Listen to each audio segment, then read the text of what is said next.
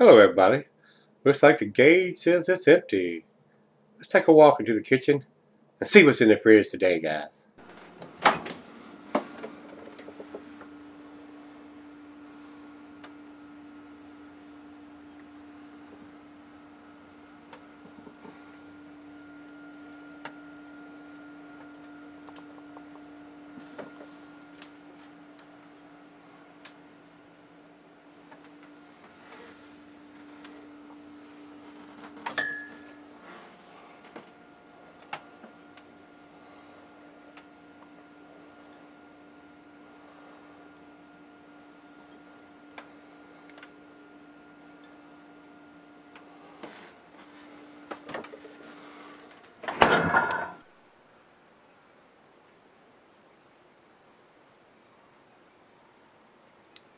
Hey everybody, thanks for stopping by Gregsbeerreviews. Today we got us a new Belgian beer. This is their Slow Ride Session IPA.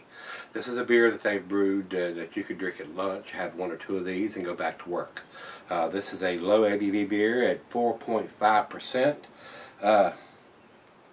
So it's not going to be very heavy, but it should, and a lot of the breweries are getting into these lower ABV session IPAs, if you will. Something you can have several of and not be inebriated. So if you wanted to have one at lunchtime or two at lunchtime, you can still function. Yeah, I mean, it's not like you're drinking a 8, 9, 10%er and you got a severe buzz going on. You try to go back to work, or if you're going to drive somewhere, you might find yourself in a little trouble. So they're a lot of the breweries are doing these lower ABV beers that are very sessionable. So let's see what this one brings. I'm a big fan of New Belgium beers, so this will be the first time that I've had this beer. I've not had it before. So I don't. Yeah, I do. It says here IBUs on this is 40. For an IPA, that's very low. Usually the IPAs are 55 and on past 100. But this one shouldn't be very bitter. So we'll find out here in just a minute or two and get it into the glass and see what it brings.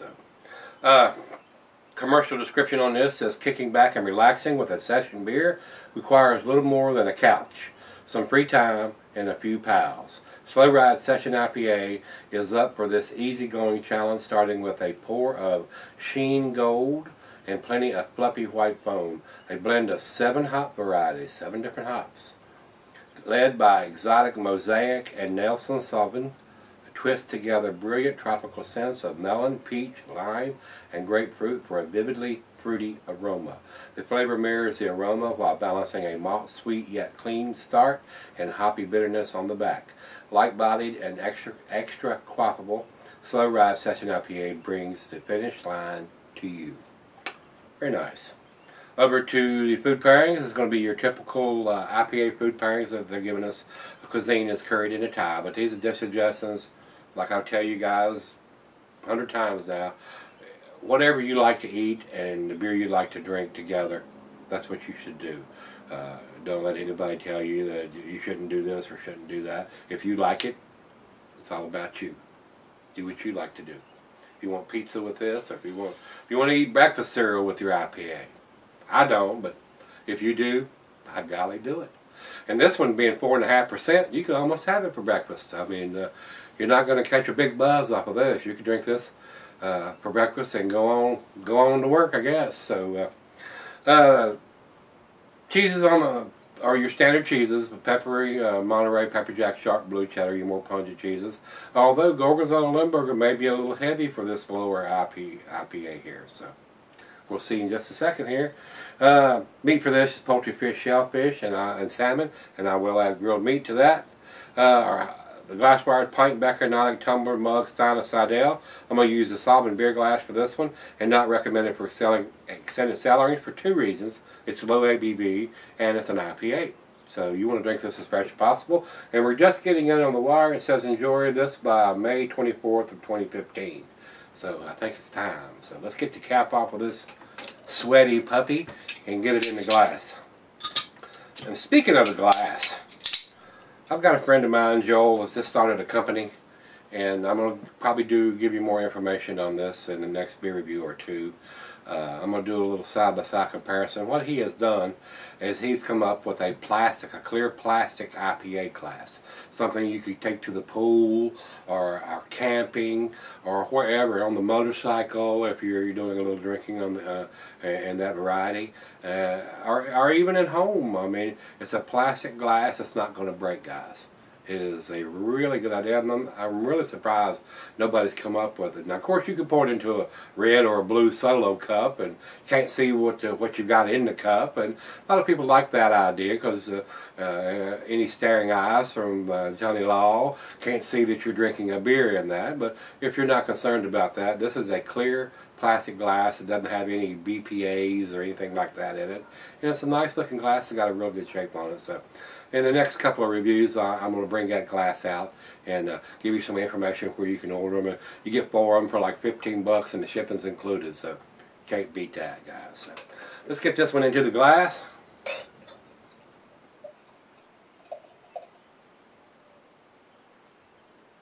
Very nice. Poured it kind of aggressive to see if I could get a head to pour on that, and it did. I mean, we got a good finger and a half of head on that glass. Looks like a typical IPA in the glass. It's a nice golden color, a little darker than a Macro Lager golden, but still a very light colored beer. Very clear. See the bulb right through it. Not cloudy whatsoever. A lot of bubbles streaming up. Seems to be very well carbonated by the bubbles and by the head that it generated on the pour. So let's get a nose on this one and see what we got. Yes, it's got a very nice hop presence. It's not overwhelming or blowing my hair back as far as the aroma, but it's got a nice, decent aroma. A lot of times when they brew these lower ABV beers, when they try to do these session styles, the hop presence is a little muted. They can't do a lot of hops in there because they got to balance it out, guys. The hops to malt ratio has got to balance out, and the sweet to bitterness has got to balance out. So there is an art to making beer. I mean, anybody can say, well, I can brew beer, and it can be pretty nasty or it can be pretty tasty. It just depends on what they're using to brew their beer as far as the malt and getting that correct balance and getting between the malt and the hops and the correct balance between the sweetness and the bitterness there, guys. It takes a little bit. When I first started doing it, they weren't as good as what they are now. I mean, it's like everything else, guys. The more you do, the better you get at it. So let's give this a taste. It's very citrusy. I'm getting the grapefruit. Maybe a little lemon zest in there. Smells pretty good. Cheers.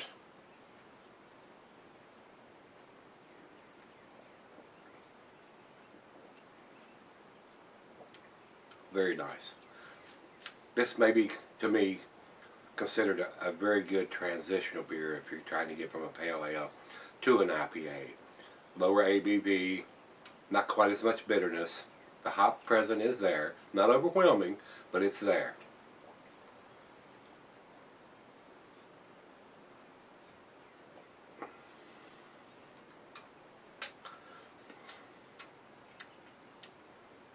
I'm not going to come out and tell you this is outstanding, best thing since sliced bread, or any of that kind of stuff, but it tastes very decent. A very nice offering from New Belgium for a session IPA.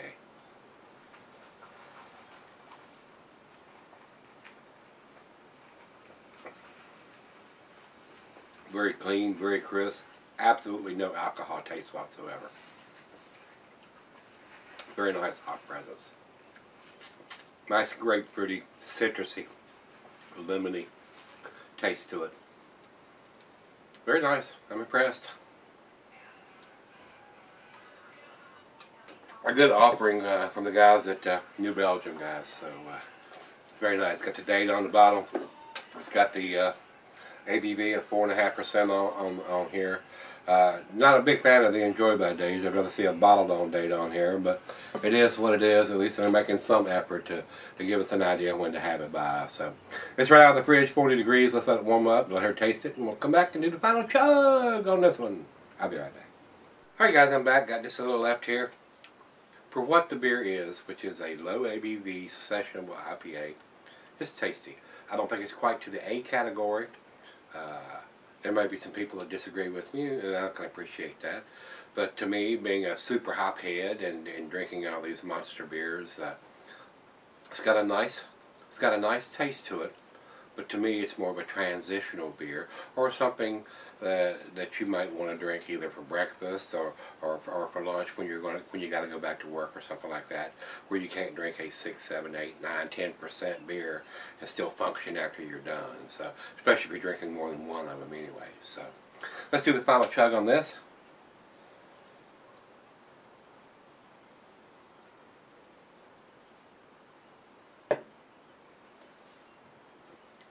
To me, it seems a little thin and a little watery, but that's what it is. I mean, it's 4.5%. Just enough taste to let you know that it's an IPA. Doesn't remind me of a West Coast IPA because there's not that up-in-your-face type hop. Maybe an East Coast IPA, something in that line, but it is what it is. I mean, it's a session IPA with low ABV on it. So. Guys, as far as I'm concerned, my grade on this is a 7, a B+. I don't think it's quite to the A category. I don't. Over to Beer Advocate, they say 84.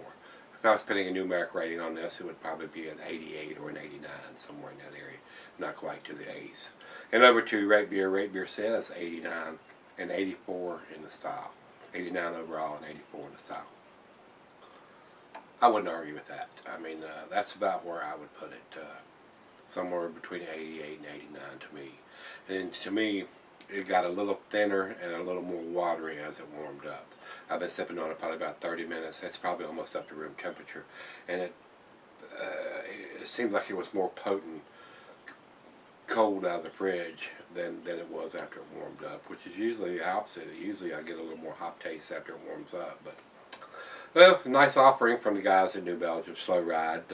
Not my cup of tea, but like I said, maybe a good transitional beer for somebody who wants to go from a pale ale into an entry-level IPA, or something that you might want to drink where you could have more than one or more of them and go back to work or go back to what you were doing and not got that buzz going on around your head. So, that being said, if you've had the Slow Ride from New Belgium, let me know what you think, guys, and let's go see what's going on in the fridge tomorrow. See you then.